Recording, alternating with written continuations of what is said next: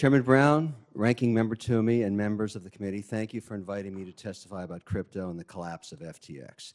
I'm the chairman of O-Shares, an ETF indexing firm, and also a private equity and venture investor. I support entrepreneurs at every stage of their journeys. I have dozens of family-run businesses in our investment portfolios.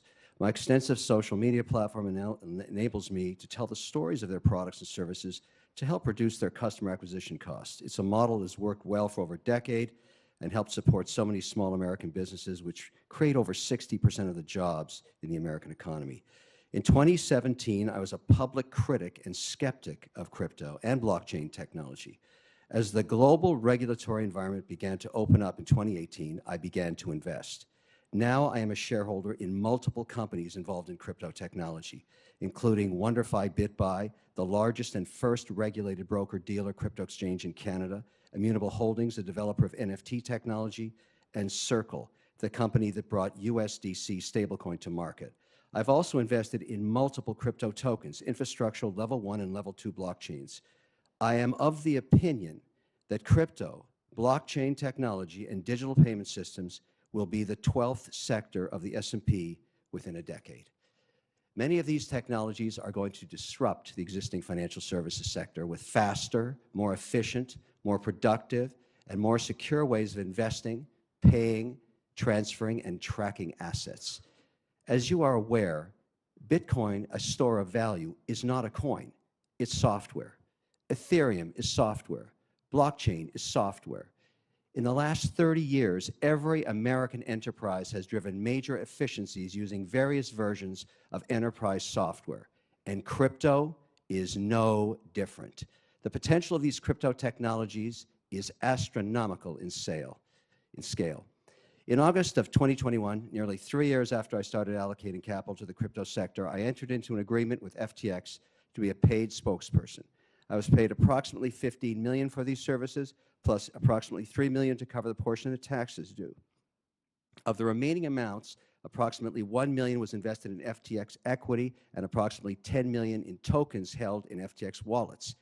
The equity is now most likely worthless, and the accounts have been stripped of their assets and, interestingly, financial records. I've written them all off to zero. Because I was a paid spokesperson, however, I never invested any capital from our partners or LPs in FTX. The capital loss was from an operating company that I had 100% ownership in. I'm using my own capital to pursue record recovery of the FTX accounts so I can conduct a forensic audit.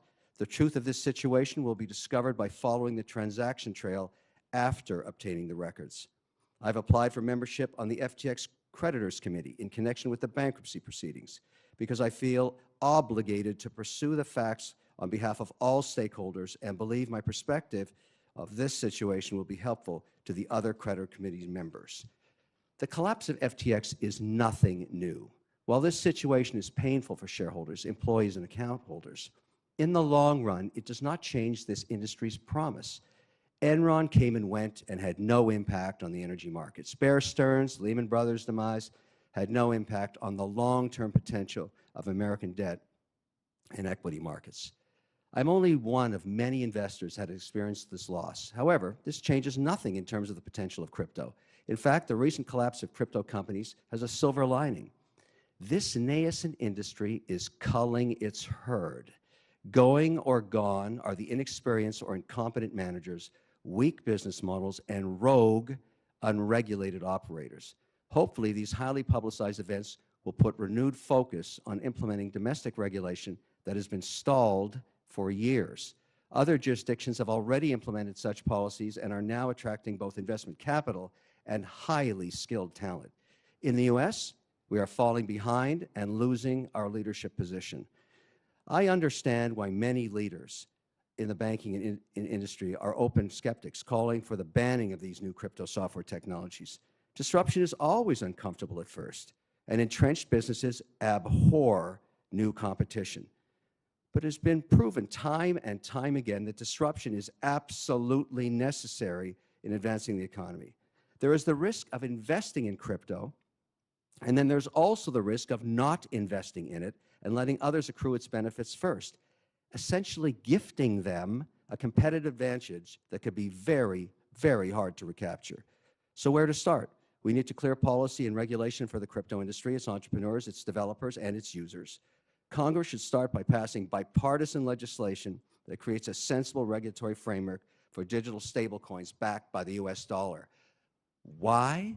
A well-regulated stablecoin backed by the US dollar and other high-quality liquid assets could become the global default payment system over time. The US dollar already denominates the price of oil and other commodities. Why not everything else? What could be more bipartisan than this? Let me close with this. We need to get to the bottom of what happened with FTX, but we can't let its collapse cause us to abandon the great promise and potential of crypto.